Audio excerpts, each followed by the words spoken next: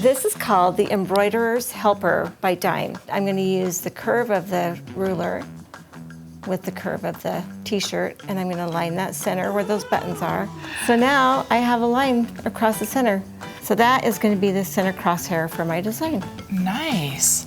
I've got the 2 marks on the sides, and I can line that up, and I still have my marks on the edges too, so that makes it a little easier. And then you've got the 2 marks top and bottom. Okay. So vertically. How do I get it on my hoop?